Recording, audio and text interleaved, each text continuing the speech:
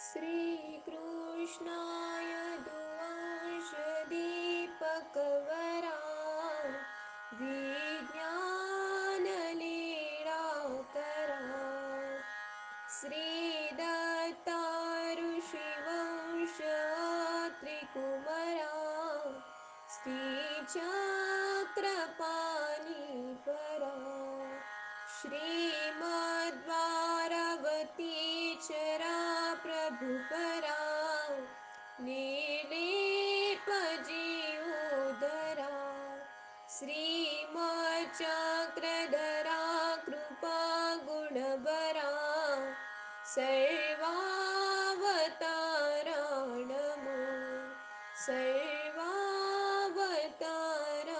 नमो सर्वावतारा नमो। श्री गोपाल कृष्ण महाराज की जय। त्वमेव माता च पिता त्वमेव बन्धु च सखा त्वमेव विद्या द्रविणं त्वमेव सर्वं मम देवदेव त्वमेव सर्वं मम देवदेव। दंडोत प्रणाम। अध्याय 5. इंद्रियाच्या विषयात रममाण न होता केवळ ईश्वर चिंतनात रममाण होतो तोच मोक्षाचा अधिकारी होतो. परमेश्वर कुणालाही दुःख देत नाही, कर्म करण्याची बुद्धी देत नाही. आसक्ती, आकर्षण, लोभ इत्यादी मुळे जीव सुख दुःख जोडतो व देवता त्यांचे सुख दुःख भोगवितात. अर्जुन म्हणाला, भगवंता, मागे कर्माचा संन्यास सांगितला आणि पुन्हा निष्काम कर्मयोग सांगता. याकरता निश्चितच जे कल्याणकारक असेल तेच मला सांगा. श्री भगवान कृष्ण म्हणाले, कर्माचा त्याग आणि निष्काम कर्मयोग दोन्ही मोक्षदायक आहेत, परंतु भक्तिरहित केवळ कर्म संन्यासापेक्षा भक्तियुक्त कर्मयोग श्रेष्ठ आहे. हे अर्जुना, जो कोणाचाही द्वेष करीत नाही, कशाचीही इच्छा करत नाही, जो नित्य संन्यासीच समजावा.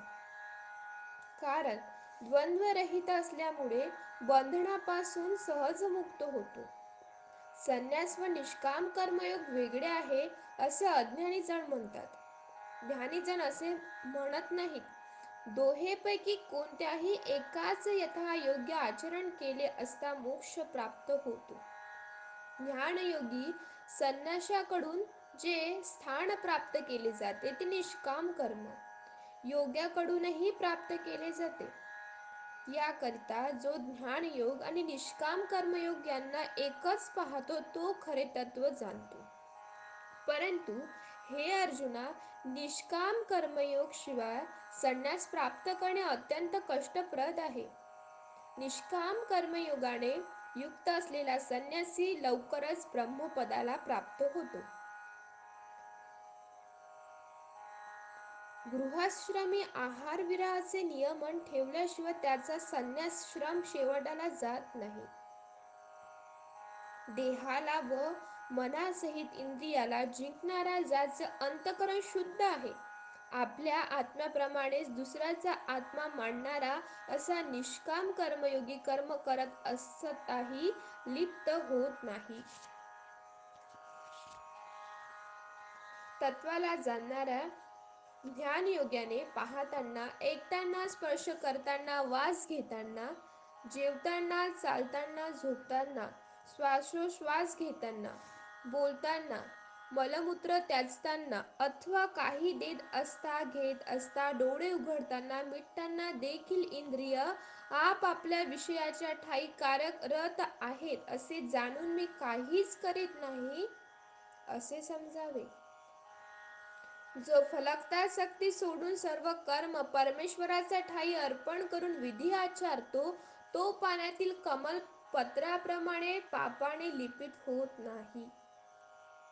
ध्यानयोगी शरीराने, मनाने, बुद्धीने व इंद्रियाने आसक्ती सोडून केवळ जीवात्म्याच्या शुद्धीकरता कर्म करीत असतो.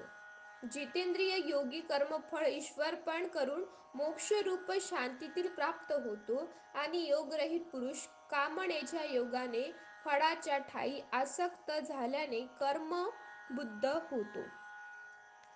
जितेंद्रिय पुरुष सर्व कर्माचा मनाने त्याग करून कोणतेही कर्म करणारा करविणारा बनता न द्वारे असलेल्या देहात सुखपूर्वक राहतो. कर्म, कर्तेपणा व कर्माचे फळ देणे या तिन्ही बाबी ईश्वर करत नाही.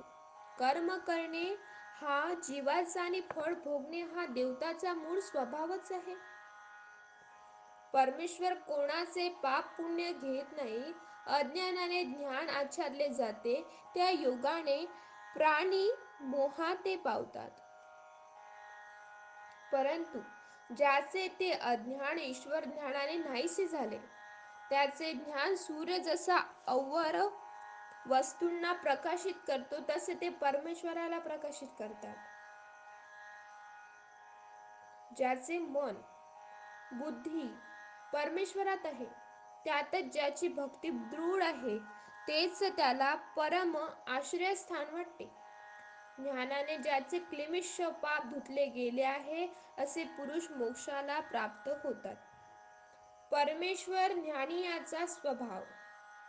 विद्या न विनय यांनी संपन्न असलेला ब्राह्मण गाय, हत्ती, कुत्रा व चांडाळ सर्वाकडे ज्ञानी समदृष्टीने पाहतात.